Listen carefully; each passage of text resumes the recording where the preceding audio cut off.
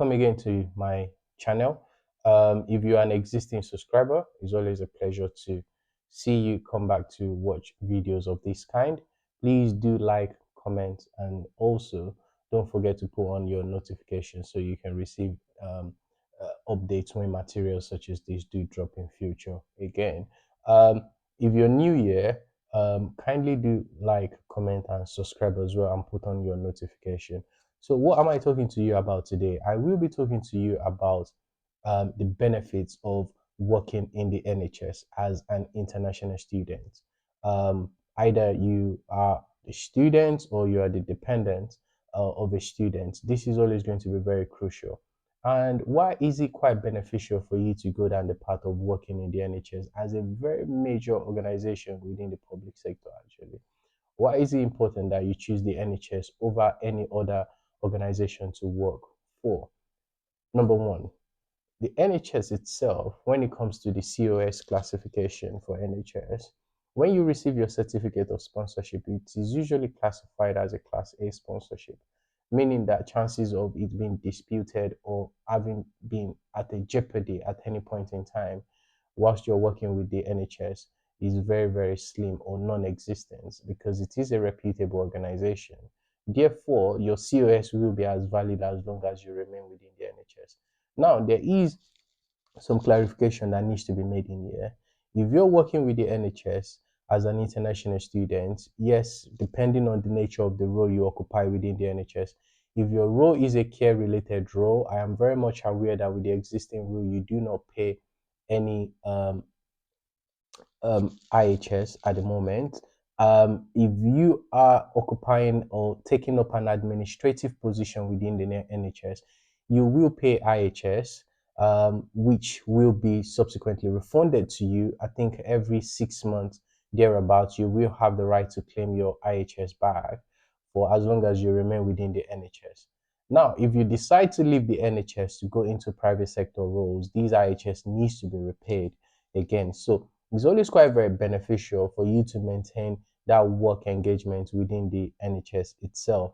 And that is very, very important in your journey, knowing that you have a very good, stable job, working in a reputable organization where chances of any issues that you often occur within the private sectors of it occurring within the NHS is almost very slim to none at all.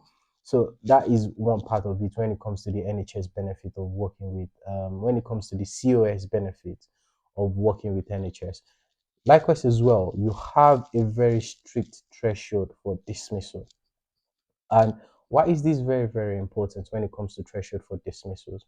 There are events that do occur within the private sectors or non-public sector roles, particularly some of you that work within the care sector in the private setting, where you see some inappropriate or unfair treatment, some kangaroo court judgments that do takes place within those organizations, where you've seen series of disciplinary that somewhat comes across as being deliberate, intent to sack, and mistreatment of an individual. And these are things that you can be rest assured that with the necessary support through union, particularly, which is something I will always encourage you to be part of the union, either Unison or any other relevant union in your field of work, you will be able to put a case forward to defend yourself.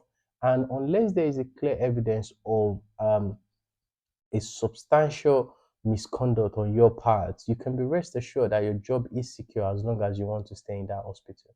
And if you have a manager that is a bully, or you have staff members that are bully, or anyone within the organization that is a bully, you are well within your right to stand up to those individuals, particularly using the same policy that is actually there to support you to get the best outcome for yourself. So there are policies in place that will help you to derive the outcome you want and ensure that you can work in a safe and conducive environment, both environment that actually values your well-being and mental health. So that is also one part of it in that area. The other part of it as well, when it comes to career progression within the NHS, some of you do work for various hospitals and you will work for various hospitals, but you are not employed specifically. Yes, you have somewhat. It's a very tricky relationship in here because, first and foremost, you are NHS employee, but you work with a specific hospital. So if you're working in Leeds, or you're working in Sheffield, or you're working in Derby, or you're working in Nottingham, yes, you are working in Nottingham QMC, you're working in Derby, um, or you're working in Sheffield Teaching Hospital. But what you do end up having on your contract is you are NHS employee. So if you're moving from one trust to the other, you are moving as part of NHS career progression. So what happened there on, for instance, if you were to move from your band 4 to band 5 in another hospital, going into that role, you will find yourself broadly carrying on, your years of service in the NHS will extend into the new hospitals you're moving into. So it's not as though you're leaving Sheffield and you're starting afresh when you move to Derby or when you move to Lincoln. So your years of service will come from the point in which you join that hospital. That is your years of service in the NHS. And when it comes to your career progression, these are things that will also influence the ability to sort of, speak to any NHS interview senior managers during your interview, some of the actions and career progressions you've had within the system. Have you been a band 4 administrator? You've now gone on to become a band 5 service coordinator. Now you're putting yourself forward for a business manager band 6 position or a band 7 position. So there is a clear evidence that there is a clear career progression in your field. And most importantly, you've been in the NHS, you know the system, you've developed yourself along the line of various policies around the HR policy, managing rota, staff management, sickness, attendance management, one-to-one appraisals, performance meeting, working collaboratively with HR. So all those things are clearly defined in your career journey. And as well, you can also talk about them when you're putting your application forward on track, which is the platform where a lot of the NHS applications do take place. And why is this also very important along some of the points I will be making as well? When you look at the environments you will be working in, compared to some of the experiences some individuals do have in the care setting, in the private care setting, generally speaking, yes, there is workplace politics that happen in NHS just as in every walk of life, and you will experience some of that. You will probably work with some people that are unpleasant. You will work with people that their behaviors are unacceptable or do not align with the trust values that should be espoused in that organization. But one thing you will find, generally speaking, is that you will be working in an organization where the culture is well within expectation of promoting health and well-being, first and foremost. Secondly, this is a respectable environment where if there is a clear evidence that behaviors deviates from what the trust values actually represent, if the trust value is about compassion, respect, dignity, irrespective of the banding of anybody undertaking this kind of inappropriate behavior, there are actions that could be taken in order to root this behavior out of that department and to make sure that that doesn't happen again. And if you've been witness to any of these, you will see a clear evidence of investigations that have taken place. Some of those investigations have led to managers leaving their post. Some of those investigations have led to warnings, and some of those investigations have led to tribunal events. So this is an area where every hospital is very cautious of the way their reputation goes out there, particularly when it comes to behaviors that actually deviate from duty of care, either to patients or to any employee within the organization. So that is something that is always going to be very, very important when it comes to making a consideration in terms of where you should work when you arrive in UK, or when you're choosing your place of work if you're already in UK as an international student or a dependent of an international student, particularly when you are in pursuing your COS, to make sure that you can give yourself comfort of working in a place where you know that you will have the peace of mind that you need, and you will be rest assured that you're not working in a position where there could be any allegations made against you, and investigation taken behind your back, and actions taken, and decision and actions taken behind your back without proper due diligence. So that is something you need to always consider, and which is one of the reasons why I've always preached about the principle of considering the NHS, and in some cases civil service if you have the time, when you're making decision about your pathway to sponsorship as an international student. One thing you should also remember as well when it comes to working with the NHS Very, very crucial point. Whilst you might work in private sector and, for example, in some circumstances, the care home might shut down due to various events. Yes, hospitals do shut down as well, but one thing you will never see is that there will never be a case whereby an hospital in any circumstances is closing down without the appropriate provision being made for where the next duty of care, continuity of care for the community will take place. So, what does this mean specifically? If an hospital is being demolished or is being made obsolete because of the time span that that hospital, the building has been in existence, you can be rest assured that they are building a new trust. So what happened is you are moving into a new building, not that your hospital is going to cease operating and all of you will be made redundant. This has often been the case in some circumstances within the private sector and particularly within the private sector healthcare. So when it comes to the case of the hospital setting, you will be fully guaranteed that your employment will continue as long as you yourself want to remain in that trust. So is always there is always that guarantee that you will be employed by that hospital as long as it is in your interest to stay and carry on working for them and you want to remain in that department. Another very important point I would like to also highlight, which I will put together, is the pension and maternity pay. When it comes to your pension, if you look at NHS pension, yes, some of you have issues around the NHS pay, and there is a clear tendency that you do not start making any substantial um, income that actually have an impact on your livelihood until you start arriving at band 6, band 7 onward. You start seeing a meaningful income, particularly having a sufficient disposable income when you start arriving at your band 7, band 8, if you live moderately. And the clear evidence is, with the level of income that you get with the NHS, it is well compensated for with the generosity that comes with NHS pension.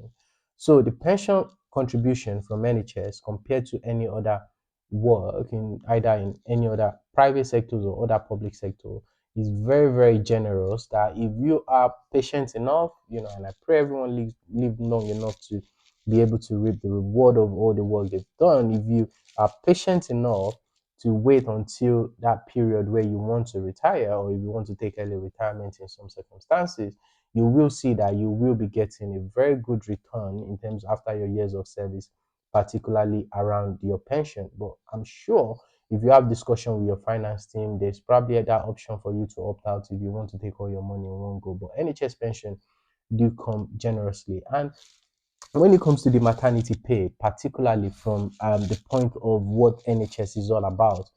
So for some of you that the ladies out there that are still within planning period for family, planning to have children. If you look at NHS maternity pay, the numbers of the benefits you get when you compare to private sector role and all the support that you get is quite very generous. Um, I can give you a rough idea of what tends to happen when it comes to your maternity pay. Yes, in some circumstances, you have to make sure that you've been in the trust for a certain duration of time or period before you are entitled to this maternity pay. But after you've gone past that phase and you get your maternity pay, I think you have about 52 to 53 weeks and all the necessary pay that comes into it. In some circumstances, you might even still have holidays to be able to roll over. You might be able to sell back your holiday. So the generosity that comes with the maternity pay from NHS is also something that, from a lady's point of view, is also something that is worth considering. If you have any questions about what the maternity pay will look like, as soon as you join the trust, please do speak to members of your finance team. They will be able to give you a full brief and talk you through what you can expect before you are entitled to maternity pay and what that will mean for you and how you can go about managing yourself in that circumstances. So there's always wealth of resources available to you to help you make that informed decision when you are getting to that stage in your career. Now, what are the concluding part I will be talking to you about? There's various other things as well, flexible work arrangements.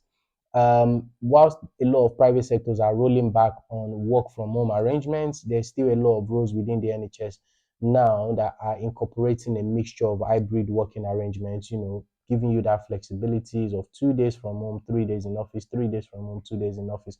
So that hybrid model is inbuilt into a lot of roles within the NHS, particularly the administrative role. Unless your job is a patient-facing role, which is one you cannot do while seeing a patient from your house. So those hybrid opportunities now are well embedded within the NHS, and it's created a lot of opportunities where you can have a good work-life balance um, when you join the trust. So a lot of you that will have younger children, a lot of you that are younger parents, you can then try to use that opportunity to make the necessary savings in terms of childcare or the necessary support that you will need. But this discussion needs to take place between you and your manager so you can balance it out. And because the interest, most fundamentally, yeah, you need to be aware that the needs of the service will come first before your request is being processed. So your manager will look at it and go in line with the necessary trust policy to make that doable. So what are the other additional benefits that do comes into it, which you need to be fully aware of? So if you're working with NHS, I'm fully aware that there are some trusts where they have a shuttle bus that takes you from the bus station down to work. You don't have to pay. That's some generous areas. But what you will get generally if you work with the NHS, there's travel discounts that will be provided to you. So if you go on your trust intranet or speak to a member of your team that is fully aware of it, there will be certain codes that will give you about 15 to 20% discount depending on your area where you are. So there's always that boss user agreement meeting that takes place at every trust level. So all those provisions in terms of taking into account the staff members of those trusts when designing the routes of those buses is part of the discussion. So there's discounted travel that is being provided. There's also a series of other discounted activities such as gym membership. You have things like gym membership. You have various online discount as well.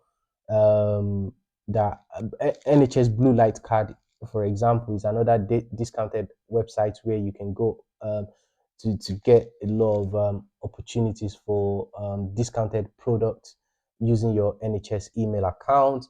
Um, Various eye test spec savers, for example, is also another opportunity for you as an NHS staff. You speak to your hospitals, they should be able to give you vouchers that will get you discounts when you go for your eye test and other else related provision as well. So there's quite a lot of wealth of opportunities and benefits that comes with working with the NHS. And in the long run, you will find it to be a worthwhile organization to work for. And myself, having been in the organization or institution for a while now, I'm proud to call myself an NHS staff. I'm proud to say, I am NHS um, in and out. So I represent all the values. I enjoy working for the NHS, and I don't see that changing anytime soon. So I will also encourage you to explore the same option. And as an international student, I will always try to remind you to choose the best path for yourself when it comes to your sponsorship pursuit, because some of the stories out there are quite unpleasant, particularly with people going for the shortcuts, going to people giving them COS in a dodgy manner, whereby a lot of the companies do end up shutting down, and then they leave you in limbo. And in some cases, you end up having home office having to write to you to leave the country within 60 days. So please take careful consideration when you're making your decision. And I hope with this information, you can make an informed decision in terms of your career pathway and in terms of the necessary steps you want to take for yourself and your family if needs be. So again, good to see you again. Thank you so much. Please do like, comment, and subscribe, and give thumbs up as well. Put on your notification for videos of this kind. Thank you. Take care. Bye.